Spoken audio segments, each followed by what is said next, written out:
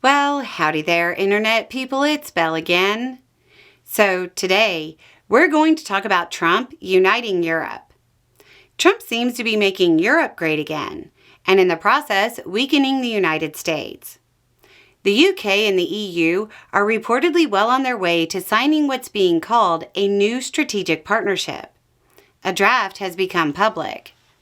Honestly, it looks more like an introduction to a new partnership than a full-on agreement at this point.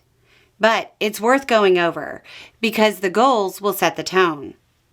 It looks like the general idea is to bolster free trade in Europe, not with the United States, and to present a united front on multiple issues. Most of those issues put the EU and UK on the opposite side of Trump, at least his rhetoric. The draft specifically spelled out, quote, "We confirmed our shared principles of maintaining global economic stability and our mutual commitment to free and open trade." It also says they want to, quote, "mitigate the impact of fluctuations on the global economic order." It's clear from context that's about Trump. The UK's Prime Minister wouldn't comment directly on the text, but did say, quote, "The Prime Minister's being clear that there are significant benefits to be had by having a better partnership with the EU in terms of jobs, British businesses, reducing trade barriers, driving growth, and keeping us safe in an increasingly dangerous world. So, you'd expect us to be discussing a wide range of issues with the EU, and obviously get an update on that at the summit." Aside from trade, the document takes other swipes at Trump. It talks about multilateralism and support for international institutions. The Paris Agreement seems to have continued support, regardless of Trump pulling out of it.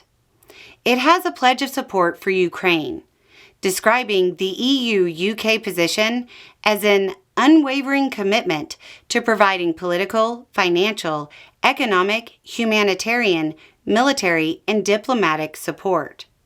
It also says, quote, "We reaffirmed our continued support for Ukraine's independence, sovereignty, and territorial integrity within its internationally recognized borders.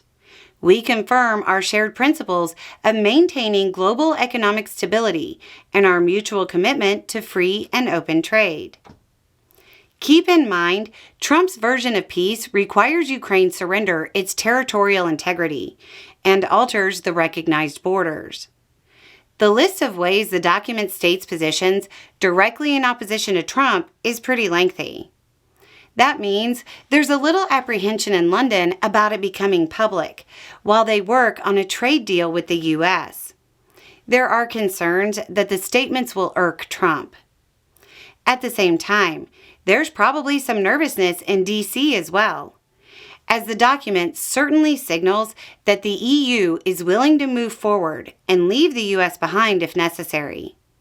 There was a widespread expectation that the most important thing to both China and the EU was access to U.S. markets. There seems to be growing signs that both are willing to look elsewhere because dealing with Trump is too troublesome. Regardless of public rhetoric in the U.S., American politicians know that a lot of U.S. economic strength is based on its current position in the global economy. If other major economies around the globe decide it isn't worth the trouble, the U.S. will suffer a massive economic downturn. Anyway, it's just a thought. Y'all have a good day.